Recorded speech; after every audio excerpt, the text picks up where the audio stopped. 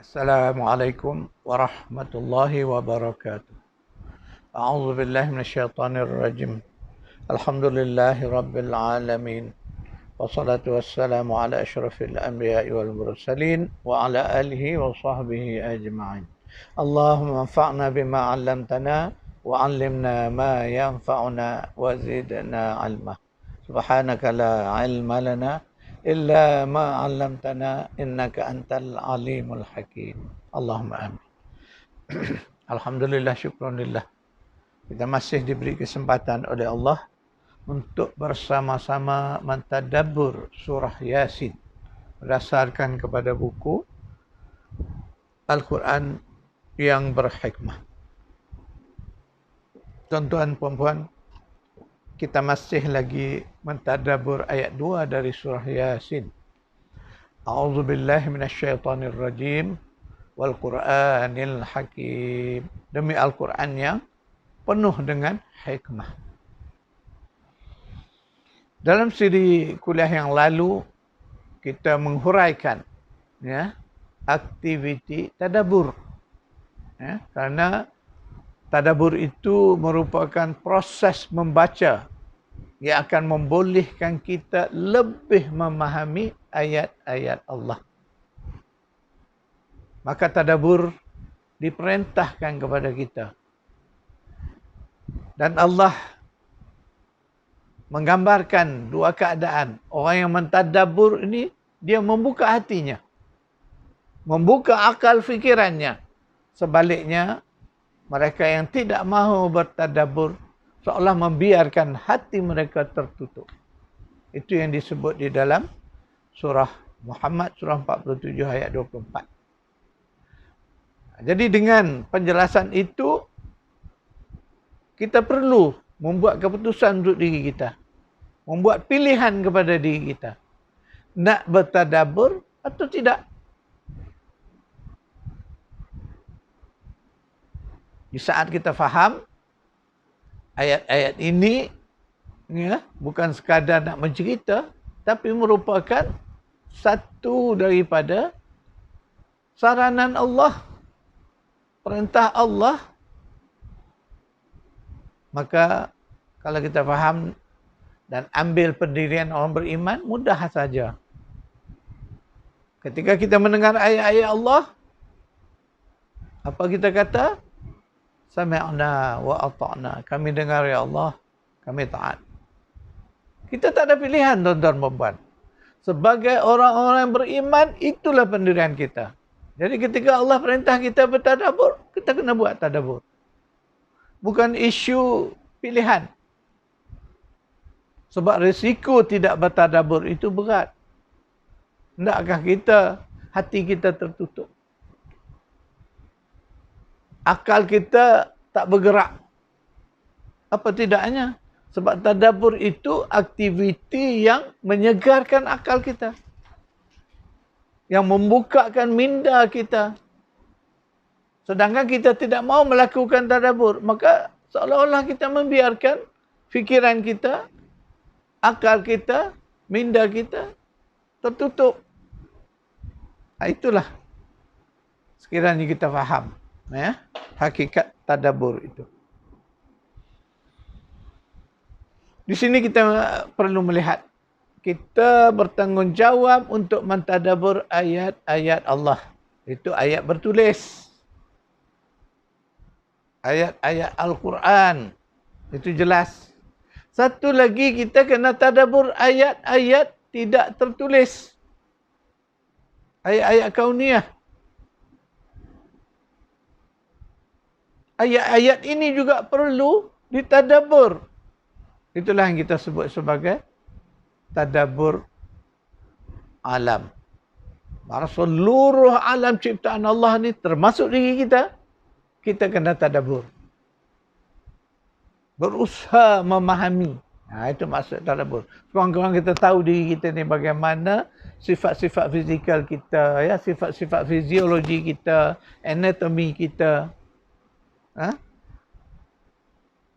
Kemudian kita faham juga psikologi kita. Sebagai manusia, emosi itu di mana, jiwa itu di mana. hati di mana, fikiran di mana. Kenapa?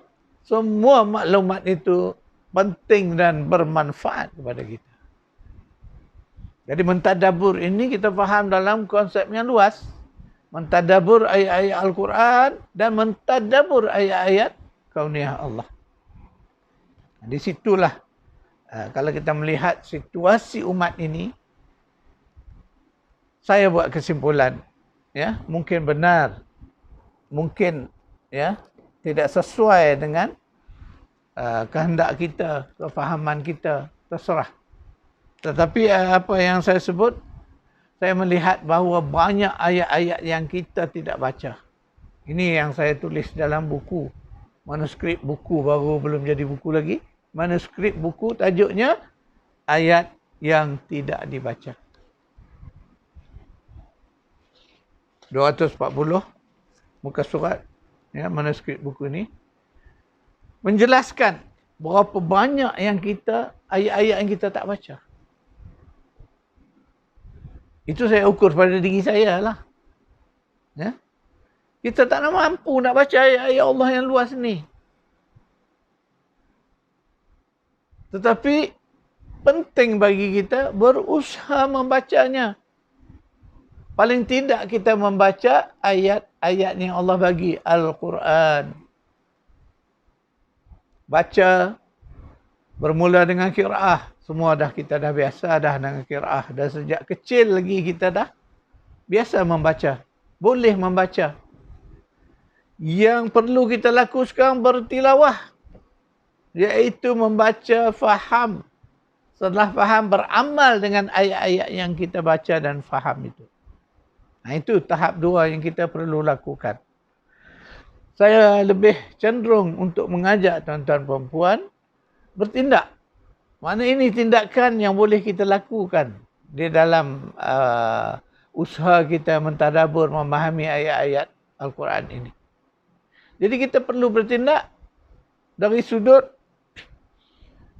perintah membaca tu kita kena faham. Mana kita qiraah, alhamdulillah kita berqiraah. Dalam solat kita berqiraah.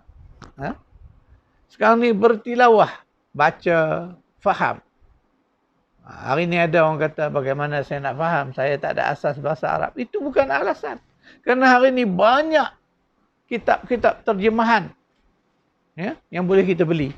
Terjemahan Al-Quran dalam bahasa Malaysia. Terjemahan Al-Quran dalam bahasa Indonesia. Yang tak boleh faham dua bahasa ni boleh terjemahan dalam bahasa Inggeris, bahasa Urdu. Macam-macam bahasa dah ada hari ni.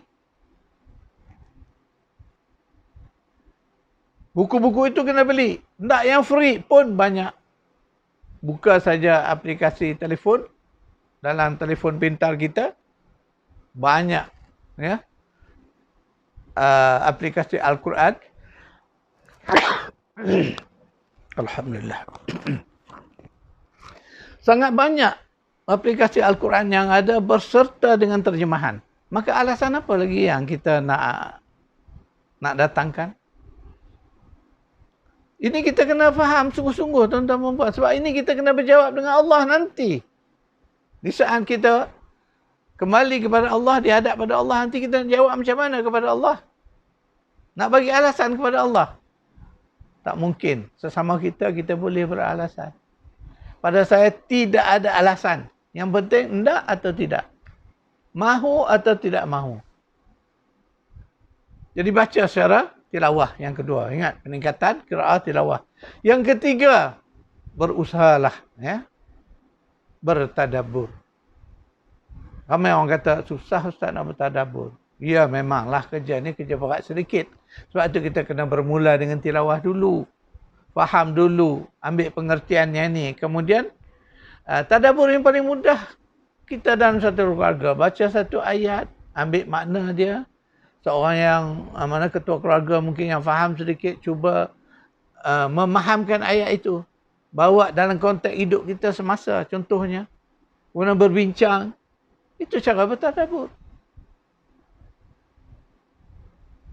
Macam bulan sekarang, di bulan Ramadan, tadarus yang terbaik. Ya? sepatutnya baca satu ayat, berapa ayat yang kita baca, ya, difahamkan makna. Kemudian dikupas, cuba diambil sudut fahaman dia. Kemudian berbincang. Kemudian dapatkan kesimpulan-kesimpulan atau yang disebut sebagai agenda untuk kita ambil sebagai agenda bertindak kita daripada apa ayat kita baca tu. Maka itulah antara aktiviti tadabbur yang sederhana, yang mudah. Jadi tuan-tuan dan puan, saya percaya sepatutnya hari ini kita sudah boleh dan mampu melakukan, ya, aktiviti membaca secara tadabbur ini. Kerana ia sangat penting tuan-tuan dan puan untuk kita mendapatkan ilmu, untuk mendapatkan hikmah Al-Quran itu. Kerana dialah yang akan jadi petunjuk kepada kita. Selagi banyak yang kita dapat, maka semakin luaslah mana petunjuk yang ada pada kita. Mudah nak melakukan apa pun kita tahu dah. Quran dah mengingat ini. Ini boleh kita lakukan, yang ini jangan. Jadi kita dah memperoleh petunjuk yang sangat banyak. Sebab dalam hidup kita ni kita perlukan petunjuk. Supaya kita tetap ala suratul mustaqim. Tetap di atas jalan yang lurus. Di jalan Islam itu. Kita sering mengaku kita Islam. Tapi hakikat Islam itu kita tak faham betul-betul. Sebab hakikat Islam itulah apa yang ada dalam Al-Quran.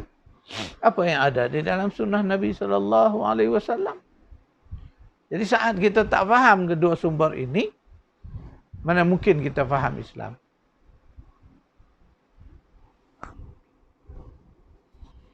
Tuan-tuan dan puan, mari kita baca ayat, satu ayat lagi. A'udzubillahi minasyaitonirrajim.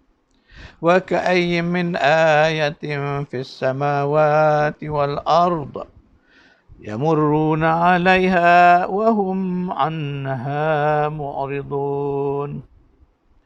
Dan banyak sekali ayat-ayat kauniyah tadi di langit dan di bumi yang mereka melewatinya sedang mereka berpaling daripadanya. Surah Yusuf, surah 12 ayat 105. Yalah dah disebut itu dan kata tu.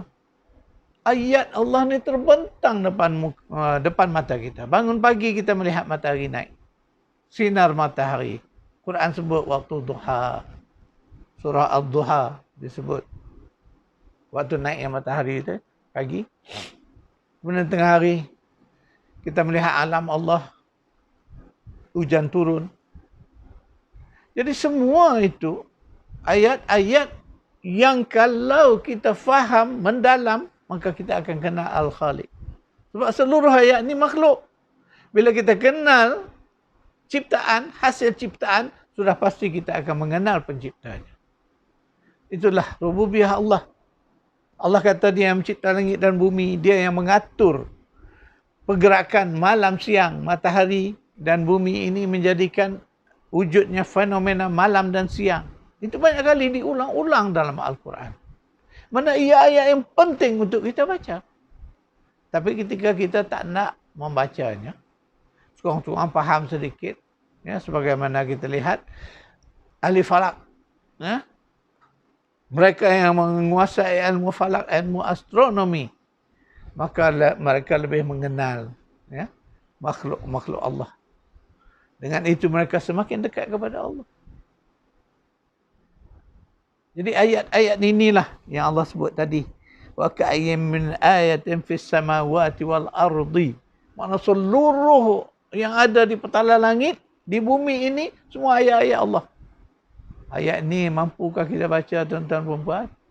Ayat Quran yang ada 6,236 ayat ni pun tak mampu kita baca dan faham. Allah nak kita baca yang nu lagi, yang sana. Itulah yang kita kata tadi, ayat-ayat yang tidak dibaca.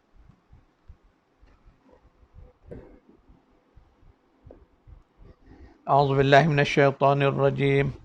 Sanurihim ayatina fil afaqi wa fi anfusihim hatta yatabayyana lahum annahu al-haq. Kami akan memperlihatkan kepada mereka ayat-ayat kami di segenap penjuru dan pada diri mereka sendiri. Sehingga jelaslah bagi mereka bahawa Al-Quran itu adalah benar. Surah 41 ayat 53. Dalam ayat ini, ini ayat bertulis kita baca tadi. Allah sebut tentang ayat tak bertulis. Allah kata sanurihim ayatina fil afaq wa fi anfusihim. Segala ayat di ufuk timur barat dan pada diri mereka.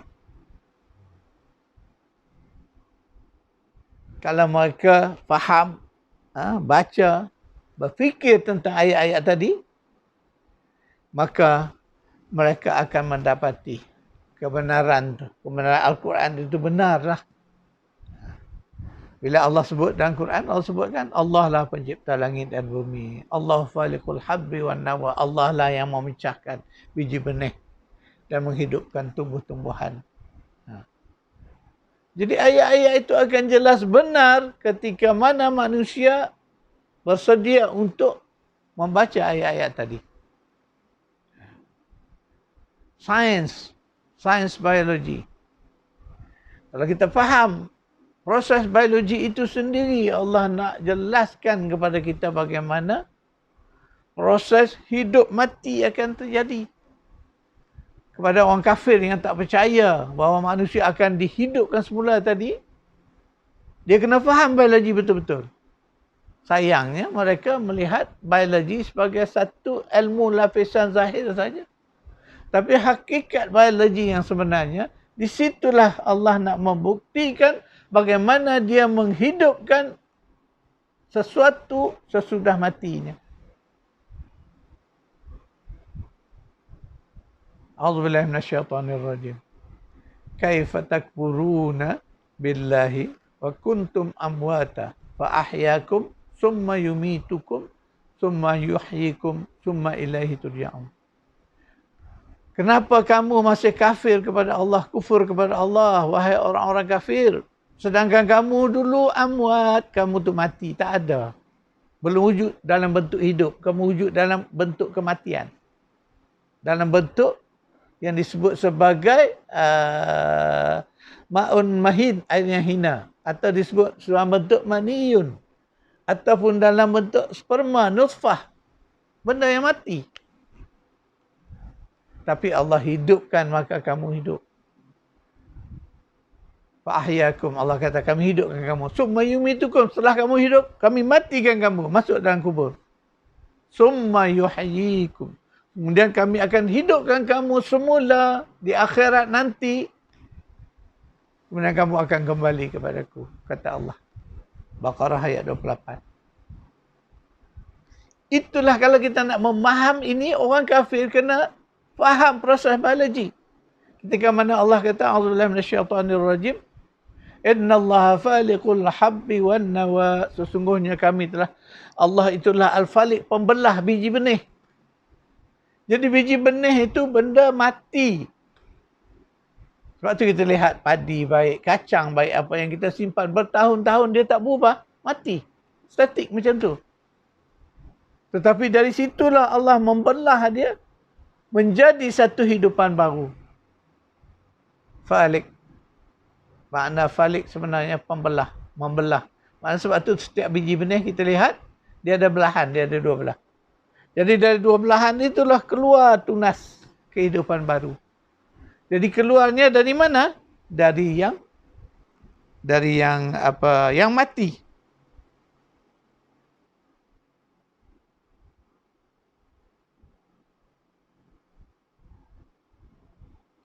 Sebab tu ayat tu disambung, yukhrijul hayya minal mayyit. Dia mengeluarkan yang hidup dari yang mati.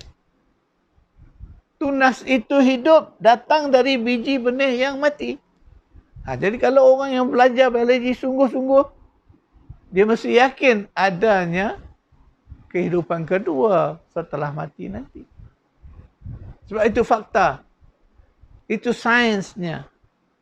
Jadi ayat-ayat biologi ni kita kena baca dengan mendalam. Dia mengandungi dua tadi. Mana kehidupan itu kena faham, kemudian proses hidup semula.